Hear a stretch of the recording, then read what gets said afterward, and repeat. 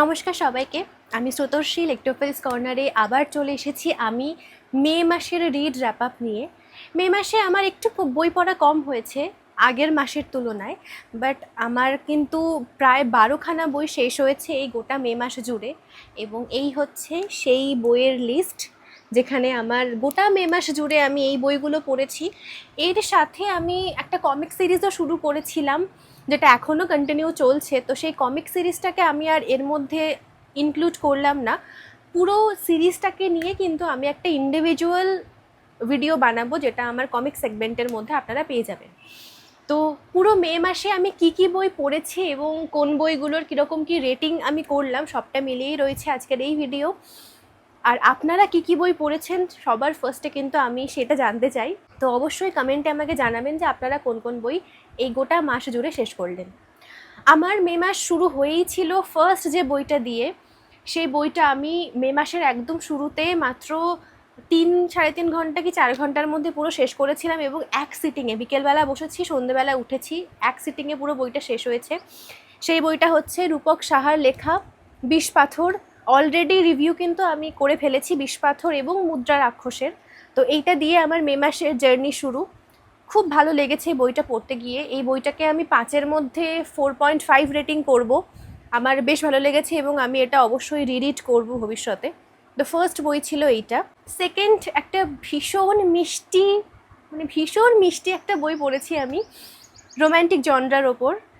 আর মে মাসে আমার romantic genre যে কটা পড়া হয়েছে খুব কমই পড়া হয়েছে, বেশিরভাগটাই আমি হরর থ্রিলারের ওপরেই মেনলি মে মাসটা কেটেছে। বাট এই বইটা পড়ে আমার ভীষণ ভালো লেগেছে, সেটা হচ্ছে কেয়া চ্যাটার্জির মেঘ পিয়ন, একদম পুচকু মতো বই। এই বইটার রিভিউ কিন্তু অলরেডি আমি ইনস্টাগ্রাম ফেসবুকে রিলে পোস্ট করেছি, তো ডেফিনেটলি আপনারা দেখে ফেলতে পারেন। ইউটিউবেও পোস্টেড রয়েছে মনে হয়, করে ফেলেছি, তো অবশ্যই এই বইটার রিভিউ দেখবেন।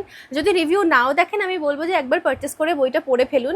ভীষণ সুন্দর দুটো কলেজ পড়ুয়াকে নিয়ে একদম জেনজিদের যে রোম্যান্টিক একটা ব্যাপার রয়েছে বা জেনজিদেরকে নিয়েই যে একটা সুন্দর রোম্যান্টিক উপন্যাস হতে পারে সেইটা এই বই দেখিয়ে দিয়েছে।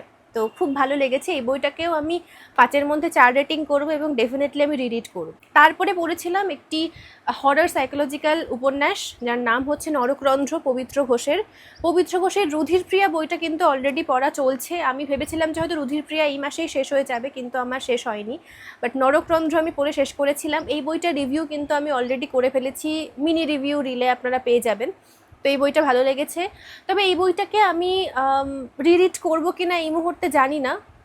আপাতত এই বইটা একটু সাইডেই থাকবে, ভবিষ্যতে হয়তো রিড করলেও করতে পারি। তারপরে পড়েছিলাম কৌশিক দাসের মুদ্রা রাক্ষস।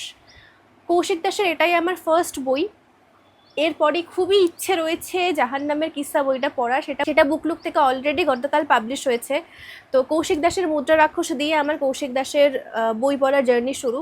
এটাও বেশ ভালো লেগেছে এবং এটাকে আমি 5-এর মধ্যে 4.3 রেটিং করছি এবং এইটাকে ভবিষ্যতে আমি রিড করব। তো এটা ছিল আমার পরের বই। এরপরে আমি একটা দুর্দান্ত বই পড়ি। বইটা কিন্তু লিখেছেন এইচ রাইটার হ্যাগার্ড এবং তার যে অরিজিনাল বইটা ছিল সেটার নাম ছিল হচ্ছে সেইটাকেই ইন্সপায়ার্ড হয়ে বা ভাষান্তরে অনির্বাণ ভট্টাচার্য আয়েশা লিখেছেন। পথিক প্রকাশন থেকে প্রকাশিত, বেশ ভালো লেগেছে। একটু মোটা মতো বই। তো আমি এই বইটার কিন্তু রিভিউ অলরেডি করেছি, তো ডেফিনেটলি আয়েশা বইটা আপনারা পড়ে দেখতে পারেন। এই বইটাকে আমি রেটিং করব 5-এর মধ্যে 3.8 এবং ইচ্ছে রয়েছে ভবিষ্যতে আরও একবার পড়ে দেখা। এইবার শুরু হবে টানা কয়েকটা ক্রাইম থ্রিলার এবং ক্রাইম থ্রিলারগুলো নিয়ে আমি রিসেন্টলি রিভিউ কমপ্লিট করলাম। তো ফার্স্ট যে বইটা দেখাবো সেটা হচ্ছে অশ্বত্থামার লেখা ক্যানভাসে কেউ মরা এঁকেছে, বুকলুক পাবলিশিং থেকে প্রকাশিত। এই বইটা আমার এক্সপেকটেশন খুব একটা ফুলফিল করতে পারেনি। অনেক কিছু এক্সপেকটেশন ছিল এই বইটাকে নিয়ে। এটা আমি আর রিড করব না এবং এই বইটাকে আমি 5-এর মধ্যে 3 রেটিং করছি। তারপরেই আবার বুকলুক পাবলিশিং থেকে পড়েছিলাম সৌমিত্রী শঙ্কর ঘোষের ক্ষত। বেশ ভালো লেগেছে বইটা, রিড করব। 5-এর মধ্যে 4 রেটিং করছি এবং এটা কিন্তু সৌমিত্রী শঙ্কর ঘোষের ফার্স্ট বই, নেমেসিস সিরিজের বই ক্ষত। তো বেশ ভালো লেগেছে এই বইটা পড়তে গিয়ে। তারপরে পড়েছি একটি মাইথোলজিক্যাল থ্রিলার কাম মাইথোলজিক্যাল ফিকশন বলতে পারা যায়। সেটা হচ্ছে সৌরভ চক্রবর্তীর চন্দ্রহাস 1, চন্দ্রহাস 2 পড়া চলছে। খুব শীঘ্রই রিভিউ আনবো। চন্দ্রহাস 1 আমার পড়ে ভালো লেগেছে, তবে আমি শুনেছিলাম বইটাকে নিয়ে অনেক কথা, যে প্রচণ্ড ভয় লাগবে, মানে ঘেন্না লাগবে, ভালো লাগবে না, অনেকের অনেক রকম কন্ট্রোভার্সি আমি পেয়েছি এই বইটাকে নিয়ে বা এই সিরিজটাকে নিয়ে। কিন্তু আমার বেসিক্যালি খুব একটা ভয় লেগেছে বলবো না, তবে যেহেতু পারিবারিক নরবলি ব্যাপারটা রয়েছে বা নরবলি কনসেপ্টে এই বই, সুতরাং সেই জায়গাগুলো পড়তে গিয়ে একটুখানি গা ঘিন ঘিন ব্যাপারটা আসছিল। আদারওয়াইজ ফিকশনের দিক থেকে দেখতে গেলে সৌরভ চক্রবর্তীর লেখনী কিন্তু বেশ ভালো। তো আমার ওনার এর আগে যে কটা বই পড়েছি সেই রেসপেক্টে চন্দ্রহাসটা একটু পরেই শুরু করলাম, তো আমার কিন্তু খুব একটা খারাপ লাগছে না। একটু অন্যান্য জনরা এক্সপ্লোর করা যেতেই পারে, মাইথোলজিক্যাল জনরা খুব একটা আমার পড়া হয় সেটা নয়। তো এইটা ছিল পরবর্তী বই এবং আমি রিডিট করব ভবিষ্যতে। তারপরে দুর্দান্ত, মানে মে মাসের সেরার সেরা বই পড়েছি, যে বইটা আমার ভীষণ মন জয় করে ফেলেছে, সেটা হচ্ছে প্রমিত গুপ্তের লেখা নিজের হাতে সাজা দিলাম, পত্রভারতী থেকে প্রকাশিত। আমি রিভিউ করে ফেলেছি এই বইটার। আমার বেস্ট লেগেছে, মে মাসের বেস্ট ক্রাইম থ্রিলার হচ্ছে এইটা। ইয়ে, তো এই বইটা আমার বেশ ভালো লেগেছে। আমি সবাইকে সাজেস্ট করব একবার অন্তত পড়ে দেখতে পারেন। ভালো রকম একটা মেগা টুইস্ট রয়েছে এই বইটার শেষের দিকটাতে এসে, তো ডেফিনেটলি এই বইটা ট্রাই করতে পারেন। তারপরেই পড়েছিলাম কৃষ্ণেন্দু মুখোপাধ্যায়ের গ্রহণ, রিভিউ কমপ্লিট। ডিটেল রিভিউ আপনারা ইন্ডিভিজুয়াল ভিডিওতে গিয়ে দেখে নেবেন। গ্রহণও আমার ভালো লেগেছে, তবে ফার্স্ট উপন্যাসিকা গ্রহণটা নিয়ে আমার একটু খুঁতখুঁতামি ছিল, আর একটু ভালো হতে পারতো। বাট পঞ্চম সিম্ফনি উপন্যাসিকা আমার বেশ ভালো লেগেছে। এখানে দুটো উপন্যাসিকা রয়েছে, আমি বেশি কিছু বলবো না, ডিটেল রিভিউ দেখে নিতে হবে। তো এরপরে ছিল গ্রহণ, রিড আপাতত করব না। আর এই বইটাকে আমি 5-এর মধ্যে 3.8 দিচ্ছি। তারপরে পড়েছিলাম তুষারকান্তি মাহাতোর বায়োস্কোপের বাইজি, বইটা আমার বেশ অনেকটা লেটে শেষ হয়, রিভিউ এখনও আমি করিনি, এই বইটা রিভিউ শীঘ্রই আসবে। এক্সপেকটেশন ছিল, ম্যাজিশিয়ান পড়েছিলাম, মানে দ্য ম্যাজিশিয়ান ওনার আরেকটি বই গত বছরই আমি রিভিউ করি, ওইটা পড়ে আমার যতটা ভালো লেগেছিল, বায়োস্কোপের বাইজি আমার খুব একটা ভালো লাগলো না। অনেক কিছু জায়গা আমার প্রশ্ন রয়ে গিয়েছে বা আমার ঠিক স্যাটিসফ্যাকশন লেভেল হিট করতে পারলো না। তো বায়োস্কোপের বাইজি আমি রিড করবো না আর।